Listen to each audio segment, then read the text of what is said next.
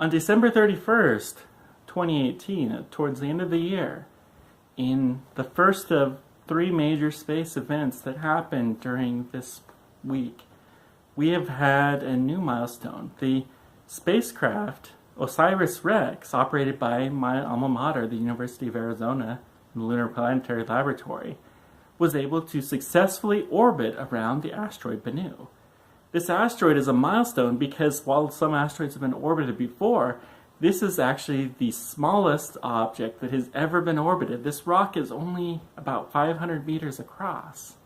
It's tiny, a third of a mile.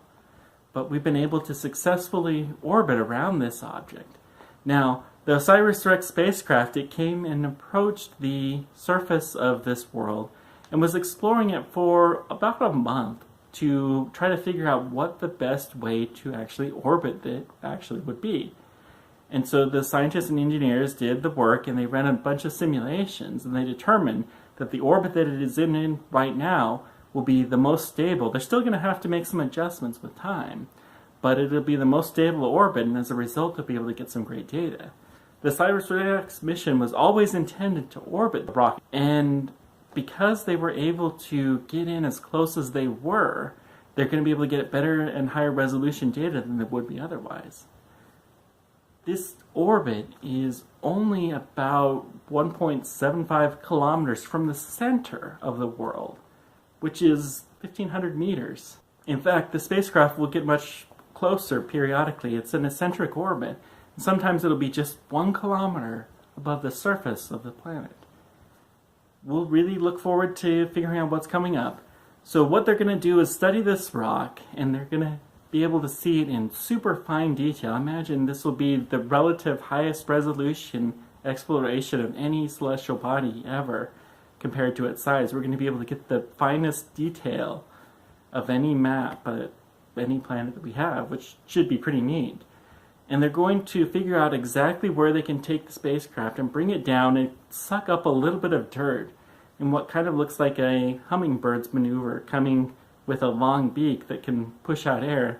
They'll have 3 different attempts that they can try to make to collect some of the dirt from this material and bring it back to Earth, where we can study it better to understand the early formation of the solar system.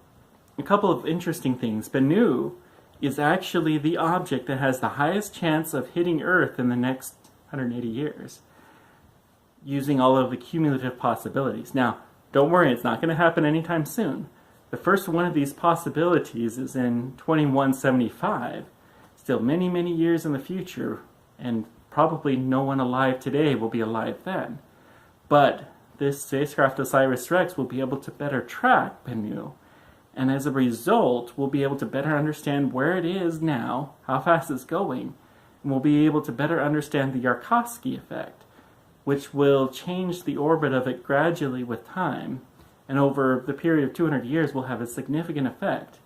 If Bennu were to hit Earth, it would not be an extinction-level event, but it would seriously impact perhaps a state or more of area, or a country in Europe, and could really do some damage to the economy. So hopefully we can figure this out.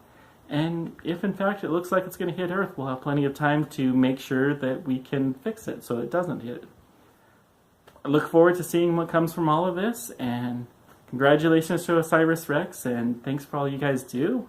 Until next time, keep on tracking. Take care.